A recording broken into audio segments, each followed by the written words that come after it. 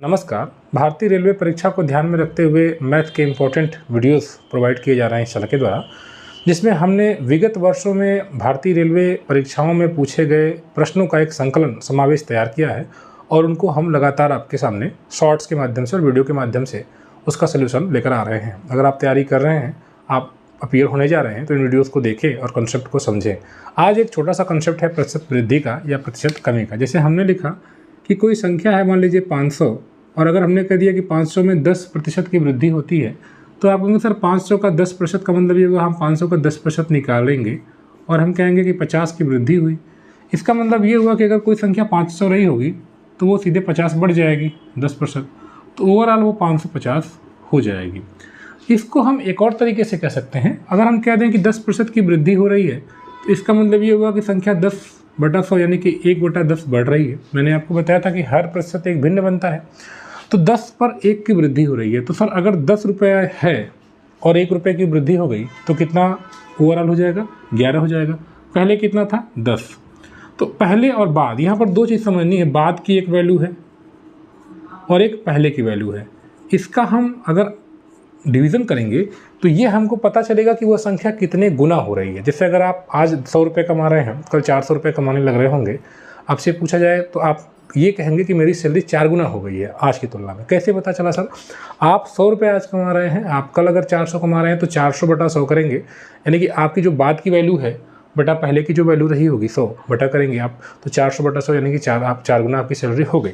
तो आप इसको इस तरह से भी कह सकते हैं कि आप अपनी पहले की सैलरी में 100 में अगर 4 से डायरेक्ट गुणा कर देंगे तो आपकी आज की सैलरी निकल जाएगी। मैं आपको ये समझाने का प्रयास कर रहा हूँ कि गुना कैसे होता है। जैसे कोई पहले वैल्यू, इनिशियल वैल्यू आप देखिए और फाइनल वैल्यू देखिए, और डिवीज़न अगर आप करेंगे उनका, जो बाद की वैल्यू है उसमें डिवाइड कर देंगे पहले की वैल्यू से, तो आप ये समझ जाएंगे कि वो संख्या कितने गुना हो रही है। समझ रहे हैं? जैसे एक और सवाल हम लगा रहे हैं इसी तरह से, हम एक और सवाल के माध्यम से आपको ये समझाने का प्रयास कर रहे हैं कॉन्सेप्ट। जैसे मान लीजिए कोई संख्या आज 400 है और हमने कह दिया कि ये संख्या 20% बढ़ रही है। समझ रहे हैं सर? तो 20% अगर ये संख्या बढ़ेगी तो 20% का मतलब हुआ 1/5 बढ़ रही है। इसका मतलब पहले 5 थी, अब कितना हो जाएगी? 5 पर 1 बढ़ेगा तो 6 हो जाएगी। पहले 5 थी, अब 6 हो जाएगी। तो संख्या कितने गुना हो जाएगी? आप कहेंगे 6/5 गुना हो जाएगी। ये 6/5 गुना का कॉन्सेप्ट अभी आपको मैंने बताया कि जो पहले वैल्यू थी वो नीचे रहेगी और जो बाद की वैल्यू है वो नई वैल्यू वो 6 बाद में रहेगी और ऊपर रहेगी। तो ये संख्या 6/5 हो जाएगी। यानी कि अगर आपसे कहा जाए कि 400 का आप 20% बढ़ाइए, तो आप तो एक ऐसे बढ़ा सकते हैं, पहले 20% जो संख्या का आप निकालेंगे 80 होगा और फिर से 400 में आप 80 को जोड़ देंगे तो आप फाइंड आउट करेंगे 480 होगा। लेकिन आप इसको इस तरह से भी कह दें कि अगर 400 है और 20% अगर संख्या बढ़ रही है, 20% का मतलब 1/5 बढ़ रही है, यानी कि 5 पर 1 बढ़ रही है, तो वो 6 हो जा रही है। और पहले कितना थी? 5। इसका मतलब संख्या 6/5 हो जाएगी। तो डायरेक्ट आप यहाँ पर 6/5 कर रहे होंगे और 5 से कैंसिल आउट करेंगे, 5/40 0। तो यहाँ पर भी आपकी जो वैल्यू है वही 480 आ रही होगी। तो यहाँ पर आपने एक स्टेप कम किया, यानी यहाँ पर जो मल्टीप्लाई कर रहे हैं, पहले 20% निकाल रहे हैं, फिर आप यहाँ पर जोड़ रहे हैं। आप डायरेक्ट उसको करेंगे कि कितना 20 बढ़ाकर अगर आप उसको करेंगे, यानी कि 20% बढ़ रहा है वो 120% करेंगे, यानी कि 6/5 डायरेक्ट करेंगे तो आपकी वैल्यू आराम से निकल जाएगी। अब एक परीक्षा में, हमारे रेलवे की परीक्षा में एक सवाल पूछा गया है। सवाल में कहा गया है कि एक गाँव की जनसंख्या में 10% वार्षिक दर से वृद्धि होता है। यदि 2 वर्ष पहले इस गांव की जनसंख्या 10,000 थी तो वर्तमान जनसंख्या आपको ज्ञात करनी है। तो देखिए सर, यहाँ पर हमने मान लिया कि गांव की जनसंख्या जो सवाल में दिया गया है वो 10,000 है और इस जनसंख्या में 10% की वृद्धि होती है, हर साल वृद्धि होती है। तो 2 साल बाद जनसंख्या पूछ रहा है, तो मैंने आपको कहा 10% का मतलब कितना होगा? 1/10, यानी 10 की जनसंख्या 1 बढ़ गई। तो सर 10 थी जनसंख्या वो 11 हो गई, तो कितने गुना बढ़ी? ये सोचिए कितने गुना बढ़ी। तो कहेंगे सर 11/10 गुना बढ़ी। तो 1 साल में ये जनसंख्या 11/10 हो जाएगी।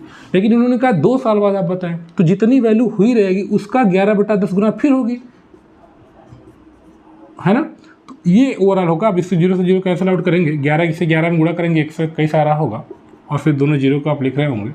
तो आपने देखा कि 2 साल बाद जो जनसंख्या है वो लगभग 12,100 हो जाएगी। तो इस प्रकार से हमारी परीक्षाओं में सवाल पूछा जाता है। और अगर मान लीजिए इस सवाल को हम थोड़ा सा संशोधित कर दें, किसी कारण से कोविड की वजह से जनसंख्या घट गई, मान लीजिए 2 साल कोविड रहा और किसी गांव की जनसंख्या 5 लाख है या 5,000 मान लीजिए है, और उस जनसंख्या में ये कह दिया गया कि उसकी जनसंख्या 10% एक गांव में घट गई, लोगों की डेथ हो गई, तो आपने कहा कि सर 10% घट गई, तो इसका मतलब 1/10 घट गई, 10 पर 1 घट गई, तो सर 9/10 हो गई। आपको गुना निकालना है, समझ रहे हैं? कंसेप्ट यही कहता है कि आप लास्ट में देखिए कि कितने टाइम्स वो बढ़ रही है या घट रही है। अब ये घट रही है, 10% घट रही, तो 9/10 गुना हो गई, तो यानी कि 10 की जनसंख्या 9 हो गई, तो हम डायरेक्ट 9 से 10 में गुणा करेंगे, यहाँ पर हम इसको सॉर्ट आउट करेंगे, आंसर आ जाएगा। लेकिन यह भी हो सकता है कि यह सवाल 2 साल 3 साल तक लेकर जाए, 4 साल तक भी लेकर जाता है परीक्षाओं में। अगर ये कह रहे हैं कि एक साल जनसंख्या 10% बढ़ रही, दूसरे साल 20% बढ़ गई, अब क्या आप करेंगे सर? अगर दूसरे साल में 20% बढ़ गया तो 1/5 हो गया, 20% में 5 की जनसंख्या 1 बढ़ गई, और अगर 5 की जनसंख्या 1 बढ़ी तो कितनी हो गई? 6/5 गुना हो गई, यानी 5 से 6 हो गई। अब इसी में हम डायरेक्टली 6/5 अगर गुणा कर दें तो अब इसको हम सॉर्ट आउट करेंगे और जो हमारा आंसर आ जाएगा वो हम निकाल लेंगे कि फाइनली 2 साल बाद जनसंख्या कितनी हो रही होगी। तो इस तरह से आपको देखना है कि प्रतिशत वृद्धि और प्रतिशत कमी किस प्रकार से काम करता है। अगर हमने कहा कि किसी भी नंबर की कोई भी मान लीजिए वस्तु है, उसकी कीमत बढ़ती है 10% या 15% या 25%, जितना भी करा है, तो आप उसको जितनी भी वृद्धि होती है उसको भिन्न में बदलें और उसको फाइनल आउटकम निकालें। जैसे अगर मान लीजिए 12.5% वृद्धि हो रही है, तो 12.5% का मतलब कितना होता है? 1/8 होता है। आपको ये पता होगा। अगर आपको नहीं पता है तो फिर आपको ये लगाने में ही समय लग जाएगा। 12 दूनी 24 से 25/2 और प्रतिशत मतलब बटा 100। तो ये चीज़ कुछ ना कुछ आपको याद रखना पड़ेगा, और याद कैसा रहेगा? आप प्रैक्टिस करेंगे क्वेश्चंस की तब याद होगा, रटना नहीं है। तो हमने कहा कि 12.5% का मतलब 1/8। हमने कह दिया कि हमारा एक संख्या है, हमने एक सामान्य सी सवाल आपको दे रहे हैं, एक संख्या है और उसका हम एक संख्या को अगर हम 12 से 1/2% उसका बढ़ जाए तो उसका मान 90 हो जाता है। 90 हो जाए तो अब आप संख्या बताइए। अगर आपसे सवाल पूछा जाए तो आप इस प्रकार से, इस सवाल को किस प्रकार से लगाएंगे? अब संख्या 12.5% उसका मान बढ़ रहा है, तो 12.5% बढ़ रहा है मतलब 1/8 बढ़ रहा है, 1/8 बढ़ रहा है, यानी 8 पर 1 बढ़ रहा है। यानी संख्या पहले कितना थी? 8, अब कितना हो गई? 9। तो उसका मान 90 हो जा रहा है बढ़ने के बाद, यानी कि 9 यूनिट बता रहा है 90 को, बढ़ने के बाद 9 हमारा आ रहा है। लेकिन ये करें कि संख्या 90 है, तो आप उस संख्या को बताइए। तो 9 यूनिट 90 को बता रहा है, तो 1 यूनिट 10 को बताएगा, और 8 यूनिट बता रहा होगा 80 को। तो इस प्रकार से आप इनसे सवालों को विदिन सेकंड्स लगा सकते हैं। ये एक प्रतिशत का एक कंसेप्ट है, ठीक है। तो मैंने आपको प्रतिशत वृद्धि बताया था। जैसे मान लीजिए एक सवाल हम और देखते हैं, हमारी जो परीक्षाओं में पूछे गए हैं, हम उसी सवाल को लेकर चलते हैं। सवाल में पूछा गया कि एक नगर की जनसंख्या में प्रतिवर्ष 10% की वृद्धि होती है। यदि वर्तमान जनसंख्या 20,000 है तो अगले वर्ष इसकी जनसंख्या, तो सर देखिए 20,000 इसकी जनसंख्या है, और उन्होंने कहा कि प्रतिवर्ष 10% की वृद्धि होती है, और अगले साल का ही पूछ दिया, एक ही साल बाद का। आज 20,000 है, एक साल बाद 10% जनसंख्या बढ़ जाएगा। 10% बढ़ रहा है, इसका मतलब ये होगा कि संख्या 11/10 हो रही है, 10 से 11 हो रही है, क्योंकि 10% का मतलब 1/10, 10 पर 1 की वृद्धि, तो यह जनसंख्या कितनी हो जाएगी? 11/10 हो जाएगी। इसको आप सॉर्ट आउट करेंगे, 11 दूना 22,000 आ रहा है आपका आंसर। इसका मतलब ये जनसंख्या इस गाँव की है वो 20,000 से बढ़कर 22,000 हो जा रही है। तो इस प्रकार से सवाल पूछे जाते हैं। तो ऐसे सवालों को आप लगातार लगाएं, रेलवे की परीक्षा में भी पूछे गए हैं। एक और सवाल है, थोड़ा सा इसमें आपको ध्यान देना पड़ेगा। ये कह रहे हैं कि एक शहर की जनसंख्या में प्रतिवर्ष 10% की वृद्धि हो रही है। ध्यान दीजिएगा, हर साल 10% की वृद्धि हो रही है। आगे कह रहा है कि वर्तमान में जनसंख्या 1,000 है, आज साल जनसंख्या इनकी 1,000 है, कितने वर्ष बाद 1331 हो जाएगी। अब चाहे जितने वर्ष बाद भी हो, लेकिन 10% की वृद्धि होगी, ये बता दिए हैं। यानी कि 10 की जनसंख्या 1 बढ़ रही है, यानी कितना हो जा रही है? 11/10 हो जा रही है। तो चाहे जितनी बार भी होगी, लेकिन वो 11/10 ही होगी, उसी के मल्टीपल में होगी। क्यों? क्योंकि हर साल 11/10 ही बढ़ेगी। अगर मान लीजिए इसका हम 2 बार मल्टीप्लाई करते हैं तो हो सकता है कि 2 बार यह जनसंख्या बढ़ी हो, 3 बार हो सकता है 3 वर्ष बाद जनसंख्या हो रही है 1331। ये कह रहे हैं कि 1,000 की जनसंख्या 10% की वृद्धि हो रही है। 10% की वार्षिक वृद्धि अगर हो रही है तो यानी कि जनसंख्या 10 से 11 हो रही है, 11/10 हो रही है, लेकिन ये कितने साल बाद बढ़कर 1331 हो रही है ये नहीं पता है। तो सर इसको कैसे पता करेंगे? हम 11/10 को यहाँ पर लगाएंगे और हम मान लेते हैं कि n साल बाद, अगर मान लीजिए इसका गुणा हम n बार कर रहे हैं, n का मतलब इसकी पावर n हो जाएगा।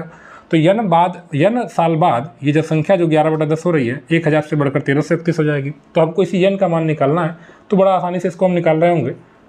बराबर लिखेंगे 1331/1000।